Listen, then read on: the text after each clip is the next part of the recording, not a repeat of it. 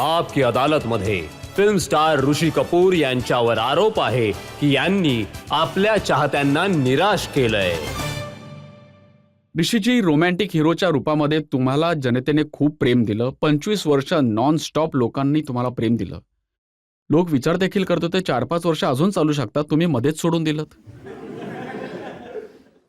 काय करू, शरीराने सोडून दिली आमची साथ.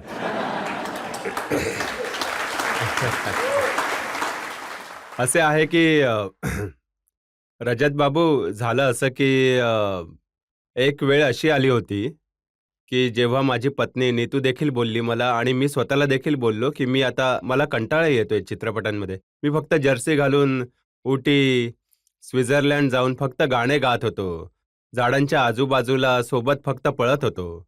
हो, पैसे कमवत होतो, परंतु ॲक्टिंगची जी मला हौस होती तसं मला काही असे रोल्स मिळत नव्हते. तर मी विचार केला की आता हे तरुण देखील नवीन आले आहेत. सलमान, शाहरुख, आमिर, हे सन 96-97 ची गोष्ट करतोय, 98-98 ची गोष्ट करतोय. तर मी विचार केला की व्हॉलंटरीली आपल्या या करिअरला सोडून टाकू. खूप झाले होते 25 वर्ष सतत काम करणं. 73 पासून 98 पर्यंत, 98 मध्ये माझी फिल्म कारोबार लागली होती. तर तोपर्यंत काम करणं एक खूप मोठी एक इनिंग असते, जे की खूप कमी लोकांना कदाचित याला मिळवलेलं आहे. तुम्हाला काम देणे डिरेक्टर्स, प्रोड्युसर्सने यासाठी बंद करून टाकले कारण तुम्ही खाण्यावर आणि पिण्यावर जास्त लक्ष दिलं. हे पण आहे की एक आमचे कपूर खानदान आणि परिवारावर जो एक दोष आहे, जो खाण्यापिण्याचा जो शौक आहे, तर सर मी त्यावेळी थोडे आपल्याला स्वतःला सोडून दिलं आणि मग 99 पासून मी आतापर्यंत कॅरेक्टर रोल्स करतोय. खूप मजा येते. आता कुठे मला काही काम करण्याची संधी मिळाली आहे. मी काही रोल्स करतो आहे ज्याने मला मजा येत आहे. मी आशा करतो की तुम्हा लोकांना देखील मजा येत असेल. परंतु ऋषीजी, जितकं सक्सेस तुम्हाला मिळाले, पहिली फिल्म बॉबी ज्या प्रकारे सुपरहिट झाली, तुम्हाला तर चालत राहायला हवं होतं. मी त्या तुफानाशी लढत होतो, त्या आंधीसोबत लढत होतो. ॲक्शन एराचा जमाना होता आणि त्या तुफानाचं नाव होतं अमिताभ बच्चन. अमिताभ बच्चन यांचा दौर होता. अमिताभ बच्चन अँग्री यंगमॅन यांचा काळ होता. प्रत्येक हिरो बंदूक उचलून मुक्केबाजी करता करता खंजर बरोबर बॅनरवर, आणि मी एक बिचारा व्यक्ती होतो ज्याच्या हातामध्ये फक्त गिटार होती. आता तुम्ही जेव्हा माझी एंट्री झाली, तुम्ही बोललात की मी म्युझिकल हिरो, डान्सिकल हिरो आहे.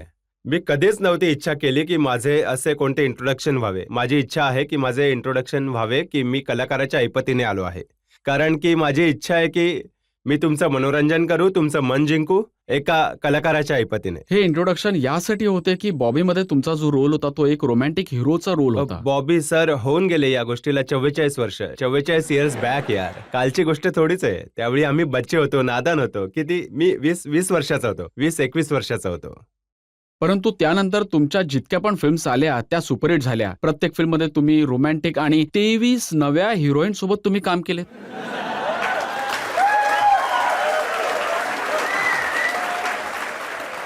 गोष्ट बरोबर आहे तुमची. हो, मी म्हणतात की कदाचित 23 जास्त पण असतील. तुम्हाला हा पण मी खुलासा करू इच्छितो की आजच्या तारखेमध्ये ज्या आपल्या जज साहेबा येथे बसल्या आहेत, त्या देखील एका वेळेवर माझ्या अभिनेत्री बनणार होत्या. त्यांचा देखील पहिला पिक्चर माझ्यासोबत होणार होती बॉबीच्या नंतरच. राज कपूर साहेबांनी त्यांना कलकत्त्यामध्ये बघितलं होतं बॉबीच्या प्रीमियरवरती आणि त्यांना रिक्वेस्ट केली होती की तुम्ही जर पिक्चरमध्ये काम करू इच्छिता तर खूप आनंद होईल. तर यांच्या बाबांनी कदाचित हे समजून नाही घेतलं. वयाने छोट्या होत्या त्यावेळी या. त्यांची इच्छा होती की शिक्षण पूर्ण करावं, परंतु तो 23चा नंबर आज 24 झाला असता जर या सोबत असत्या तर. परंतु हे खरं आहे की बॉबी नंतर जे हिरो होते त्यांचे वय कमी होत गेले आणि तुमचे वय इतके कमी होते की तुम्हाला तुमच्या वयाची हिरोईन नाही अगदी मिळायची. बरोबर बोललात तुम्ही. हे सांगणं महत्वाचं आहे. झालं असं की बॉबीच्या आधी जितक्या सगळ्या फिल्म बनत होत्या त्या सर्व रेग्युलर मॅच्युअर हिरोज सोबत बनत होत्या. बॉबी पहिली फिल्म होती की खऱ्या अर्थाने टीनेजर सोबत बनली. माझे वय कदाचित 20 वर्षाचा होतो किंवा 19 वर्षाचा होतो आणि डिम्पल माझ्याहून 6 वर्ष छोटी होती. तर खऱ्या अर्थाने एक रिअल टीनेज फिल्म तयार झाली आणि प्रदर्शित झाली. जशी बॉबी हिट झाली, जे एक ईडीएम जे होते फिल्म इंडस्ट्रीमध्ये, ज्याला समजलं जात होतं की पहिल्याच्या काळामध्ये जितके हिरो होते ते मर्द होते आणि जितके हिरोईन्स होत्या त्या स्त्रिया होत्या. बॉबीच्या रिलीज झाल्यानंतर जितके हिरोज होते ते तरुण झाले आणि हिरोईन्स ज्या होत्या त्या तरुणी झाल्या. हे रातोरात काही असे सिनियर्स ॲक्टर होते ज्यांनी कॉलेजमध्ये जाण्याचे रोल्स बंद केले. तर सर ही वास्तविक गोष्ट होती. परंतु वास्तवता ही पण आहे की एक हिरोईन अशी भेटली जिच्यासोबत तुम्ही 12 फिल्म्स करून अशी टाकल्या. कोण आहे? ही तर माझी बायकोच आहे ऍक्च्युली, अजून कोणी नाही. 12 नाही, 11 होत्या आणि आता माझ्या विचाराने 14 झाल्या आहेत. नीतू सोबत मी 14 फिल्म केल्या आहेत. तर असं काय बघितलं तुम्ही की एका सोबतच 14 फिल्म्स? मी पहिलं त्यावेळीच बघून घेतलं होतं की हिच्या सोबतच आहे, तर 14 नसत्या केल्या तर मारझोड झाली असती. जसे आजच्या जमान्याचे हिरो जे आहेत मेहनत करत आहेत, तुमचा मुलगा जर तो गिटार वाजवेल तर पूर्ण 3-4 महिने ट्रेनिंग घेईल, तर तुम्ही पण तशीच मेहनत करत होते? असं तर नाही व्हायचं. तुमच्यातील अनेक लोकांचा समज आहे की मी गिटार वाजवतो किंवा मी डफली वाजवतो किंवा मी ट्रम्पेट वाजवतो. मी काही नाही येत मला. मी तुम्हाला फक्त मूर्ख बनवतो. मी एक अभिनेता होण्याच्या लायकीने मी तुम्हा लोकांना कन्व्हिन्स करतो की मी वाजवू शकतो, कारण की हे माझे प्रोफेशन आहे. मी तुम्हाला कन्व्हिन्स करतो. मला डान्स करणं नाही येत. जसं आजच्या तारखेमध्ये जे डान्स होत आहेत, मी तर देवाचा आभार मानतो की त्या काळामध्ये मी नाहीये, नाहीतर मी मरून गेलो असतो. जशी आजची डान्सिंग होत आहे, तर आमच्याकडून तर असं कधीच नाही होणार. आणि ते पण इतक्या वजनासोबत. ते तर वजन आता झालंय ना.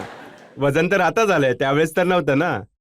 तर हे असं आहे की हे बघा, मी तुम्हाला सांगतो की चांगल्या मनाने काम केलं, मेहनत केली, असं नव्हतं की चालून जात होतं. आणि त्याचा परिणाम असा आहे की तुम्ही मला या अदालतमध्ये आज बसवलंय. आज हे इतके काळ मी काम केलं आहे, तर आज माझं जे मी यांना पहिलं येतानाच बोललो की हे घ्या, माझी मान दिली आहे, तुमच्या दरवाजावर जे करायचं ते करून घ्या. परंतु हे योग्य आहे का की ज्याला लोक ॲज अ हिरो प्रेम करत होते, ॲज अ नायक प्रेम करत होते, जेव्हा कॅरेक्टर आर्टिस्ट बनले तर खलनायक झाला, विलन? मी समजतो की एक असं काय म्हणतात की ट्रू आर्टिस्ट असतो खऱ्या अर्थाने, त्याने प्रत्येक प्रकारचा रोल केला पाहिजे. एकामध्ये कॉमेडियनचा रोल केलाय, सिरियस रोल केलाय, मी खलनायकाचा रोल केला आहे. आताच माझी सोशल फिल्म येणार आहे, तर ती खूप मजेदार फिल्म आहे. त्यात तर वेगवेगळे रोल करण्यामध्ये मजा येतं. नाहीतर मी तुम्हाला बोललेलो, मी काय करत होतो, फक्त गाणंच गायचो, जर्सी घालून हिरोईनच्या मागे पडायचो, आणखी काही नाही. तर आता जाऊन काही काम करण्याची संधी मिळाली आणि मी या गोष्टीचा खूप आनंद होतो मला की खूप मला आनंद ते- होतो 90 वर्षांच्या आजोबा बनून. हो बघा. बिलकुल तुम्हीच सांगा किती आर्टिस्ट करू शकतात हे. माझ्या मते मी कदाचित 25-26 दिवस किंवा कदाचित त्याहून एक अर्धा दिवस कमी काम केलं असेल फिल्म या मध्ये. फिल्ममध्ये? आणि आणि प्रत्येक दिवशी तुम्ही डायरेक्टर सोबत भांडत होते. हो, हे पण माहिती आहे यांना. सगळी माहिती आहे यांना. मला 5.5 तास लागत होते तो मेकअप करण्यामध्ये. मी सकाळी 5 वाजता उठत होतो, तर समजा 6 वाजेपासून 11:30 पर्यंत 12 पर्यंत तो मेकअप चालत होता. त्यानंतर मी जायचो सेटवर. जितके दिवस काम केलंय, मी डायरेक्टरशी यासाठी भांडलो की मी क्रिएटिव्हिटीवर भांडलो नाही. मी एक्झिक्युशनवर भांडण करायचो. एक्झिक्युशनचा अर्थ की शॉट कुठून कुठून घेणार. तर त्यांची इच्छा होती की शॉट प्रत्येक अँगलने घेतला जावा.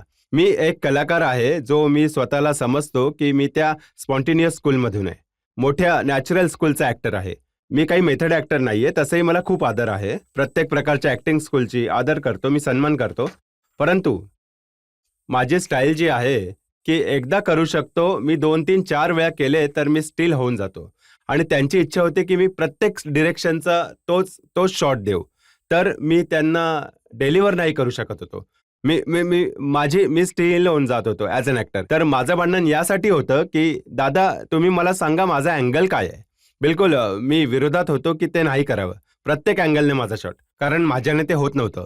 परंतु फिल्म बघितल्यानंतर मी जेव्हा बघितलं तर मी बोललो, दादा तुम्ही बरोबर होतात, मी चुकीचा होतो. होऊ शकतं की मी होल्ड फॅशन आहे, होल्ड स्कूल आहे, मी आजच्या तुमच्या लोकांसोबत स्पर्धा नाही करू शकत, कदाचित खांद्याला खांदा नाही लावू शकत, परंतु जो पण एंड रिझल्ट वॉज गुड. काय एंड रिझल्ट कपूर अँड सन्सचा चांगला होता की नाही? इतक्या मोठ्या करिअरमध्ये अशा पण संधी आहेत जिथे तुम्ही फिल्मला नकार दिलात आणि नंतर तुम्हाला वाटलं की चूक झाली आहे. खूप आहेत असे चित्रपट. एक फिल्म होती ज्यामध्ये मिथुन चक्रवर्ती खूप हो मोठा हो हो, फिल्म होती ते काय नाव होतं, प्यार प्यार झुकता नाही, प्यार झुकता नाही. ते त्याचे प्रोड्युसर होते बकोडिया साहेब. तर त्यांनी पिक्चर नीतूसोबत बनवली होती पहिलं. तर त्यांनी मला खूप विनंती केली, खूप विचारलं होतं, खूप त्यांनी असं सांगितलं की मी त्यांच्या फिल्ममध्ये काम करू, पण मी यासाठी नाही केलं कारण त्यावेळेस माझी नासिर हुसेन साहेबांची फिल्म येत होती, जमाने को दिखाना है, आणि त्यामध्ये मी नासिर साहेबांचा टिपिकल हिरो होतो. You know those white shoes, guitar on the shoulder, you know typical image. आणि प्यार झुकता नाही मध्ये माझा रोल होता एक 4 वर्षाच्या मुलाच्या बापाचा. तर मी विचार केला, बघा इतकं माझं डोकं तर नाही चालायचं की मी जर कोणाच्या बापाचा रोल करेन तर माझ्या इमेजवर जरा काही प्रॉब्लेम होईल आणि मी नाही करायला पाहिजे. आणि ते पिक्चर सुपरहिट झाला. मी नाही केलं एका छोट्या गोष्टीवर. दॅट्स ओके, गुड लक. प्रत्येक माणसासोबत असं होत असतं. अमजद खान सोबत झालं होतं हाऊ इज गॉड शोले. पहिले तर त्यांना डॅनी हवे होते, प्रेमनाथजी हवे होते, then house hero and Amjad. तर या गोष्टी होत असतात आमच्या इंडस्ट्रीमध्ये. माहिती आहे ना, miss the bus get the bus, तीच गोष्ट आहे. परंतु तुम्हाला सगळ्यात मोठी बस मिळाली जी राज कपूर साहेबांनी दिली. राज कपूर साहेब माझे फादरच नाही, माझे गुरु पण आहेत. जे काही आज माहिती आहे त्यांच्यामुळेच माहिती आहे मला. त्यांनी माझ्यासोबत 3 फिल्म बनवल्या आहेत. मेरा नाम जोकर, बॉबी आणि प्रेमरोग. तिन्ही फिल्म आपल्या काळामध्ये एक खूप खूप महत्त्वाच्या काळामध्ये त्यांचे खूप इम्पॉर्टन्स राहिलं आहे. तर मी त्यांचा खूप आभारी आहे की मी त्या फिल्मचा हिस्सा होतो. राज कपूर साहेबांसोबत काम करताना आणि बाकी डायरेक्टर सोबत काम करताना काय फरक तुम्हाला वाटला. राज कपूर साहेब एक ॲक्टर पण होते. तर ते समजायचं की अडचण काय आहे, ॲक्टरची काय आहे, आणि ते दाखवायचं की कसं परफॉर्म करायचं. तर ते इझी होऊन जात होतं एका ॲक्टरला, कारण की ते इमिटेटर होते. तर माझ्यासोबत कधी असं झालं नाही. त्यांनी सोडून दिलं मला की तू परफॉर्म कर. जसं की मी तुम्हाला एक घटना सांगू. बॉबीमध्ये माझे आयुष्याचे पहिलं गाणं मला गायचं होतं, मैं शायर तो नहीं. तर मी खूप एक्सायटेड होतो की मला गाणं, पण पहिला हिरो बनत होतो तर मला गाणं गावं लागेल. तर सेट्सवर पोहोचलो. चीफ असिस्टंट होता, वन ऑफ असिस्टंट माझा बालपणीचा मित्र राहुल रवेल, HS रावेल साहेबांचा मुलगा. तर मी त्याला विचारलं, यार आजच्या डान्सचे डान्स मास्टर किंवा कोरिओग्राफर नाही आहेत? तो बोलला, कोणी नाही आले आतापर्यंत, कोणी नाही आले. झालं काय? चुपचाप विचारलं, कोण आहे भाई? गाणं गायचंय मला, कसं गाणार मी? राजसाहेब आले सेटवर, लाइटिंग वगैरे केली, तर बोलले, हा रेडी आहेस? तर मी माझ्या फादरला कधी पप्पा, डॅडी असं काही नाही बोलायचो, साहेब बोलत होतो त्यांना. तर विचारलं, साहेब ते कोणी डान्स डिरेक्टर नाहीये? असं कसे काय गरज काय? तूच गाणं गा, उभं राहा, गाणे म्हण. मला तर येत नाही. ते म्हणाले, सगळं येईल तुला, गाऊन दाखव. तर झालं असं की त्यांचे विचार असं होते की जर कोणी डान्स मास्टर मी आणला तर तू त्यांची नक्कल करशील, ते दाखवतील, आणि त्यांची नक्कल तुमचे सिनियर ॲक्टर्स केलेली आहे.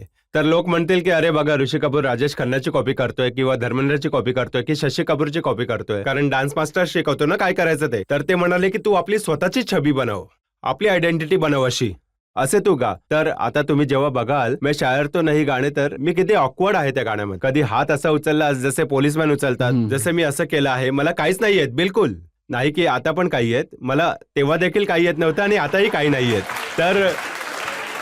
तर मी समजतो की this is a good educational moment for me. त्यांनी मला सोडून दिलं, पाण्यात बुडवून मग हातपाय मारा. तर तिथून सर मी हातपाय मारणे शिकलो, आपल्या स्वतःवरती थोडा विश्वास करणं शिकलो. हो, मी करू शकतो. आणि दुसरी गोष्ट ही की मला शिकवलं गेलं की जेव्हा पण गाणे गाल, जी पण गाण्याची व्हॉइस असते त्याची पिच त्याला मॅच करा. आम्ही नेहमी बघतो की गाणे गाताना लोक जे की उंच पिच मध्ये गात आहेत, हे खूप आमच्यावरती उपकार करतायत. दुसरे हिरो असे गात आहेत. अरे त्याला मॅच करा. तुमच्या नसा इथून दिसल्या पाहिजेत, फुलल्या पाहिजेत, वाटलं पाहिजे ऑडियन्सला की नाही यार, हा खरंच गातोय. तर एकदा रणबीरने मला फोन केला, बस एकदाच. त्याने माझ्यासोबत मला विचारलं की तुम्ही मला काही टिप देऊ शकता का गाणे गाण्यासाठी? मला खूप ते होत आहे. आय सेड, तू राज कपूरचा नातू आहेस, ऋषी कपूरचा बेटा, आणि तू विचारतो मला हे? तर बोलला मला नाही येत. आय सेड इतका इतका उंच गा की तुमची हिरोईन जी आहे ती तुझ्यावर आरोप करेल की तू इतका बेसूर आहे आणि असे गाणे नको गाऊस म्हणून. माझ्यासोबत तर प्रत्येक वेळी हेच होत होतं. जितक्या हिरोईन होत्या आजूबाजूला बोलत होत्या यार तू इतका बेसूर आहे नको गाऊस, परंतु ते तर ऑडियन्स थोडीच ऐकणार आहे. त्यांना तर माहिती आहे की किशोर कुमार गातोय, रफी साहेब गात आहेत. तर सर मी पण तेही केले. जसे की मी तुम्हाला आता उदाहरण दिले, मला गिटार वाजवायचे, डफली वाजवायचे. तेच केलं की मी उंच सुरामध्ये गाणं गाऊ जेणेकरून लोकांना वाटेल की हा गाणं गातोय. कधी कधी आपण फिल्ममध्ये बघतो की कोणी पियानोवर बसलाय, खूप आपल्यावरती उपकार होत आहे की तो गाणं वाजवतोय, काहीच येत नाही, गिटार अशी पकडून बसला आहे आणि गिटार काही पीस चालू आहे, काही नाहीये. तर माझ्या मनामध्ये प्रत्येक वेळेस वेन आय वॉज किड बच्चा होतो मी प्रत्येक वेळेस बघायचो की हे गिटार पीस आहे परंतु वाजवत नाहीये. तर मी ठरवलं होतं की मी जेव्हा फिल्ममध्ये काम करेन या गोष्टीवर नक्की अंमल करेन. वाटायला पाहिजे की ऑडियन्सला की हो यार हा वाजवतोय. मला खूप असे शोजमध्ये लोक म्हणायचे की जरा गिटार वाजवून दाखवा. मी म्हणायचो मला कुठे येतं वाजवता, काय गोष्ट करताय तुम्ही साहेब, मी बघितलंय तुम्हाला वाजवताना. आय सेड मला नाही येत यार. सो सो या छोट्या छोट्या गोष्टी मी शिकलो आहेत स्वतःकडून. तुम्हा लोकांना दिलंय, तुम्ही लोकांनी ते स्वीकारले आहेत. Thank you sir. थँक्यू.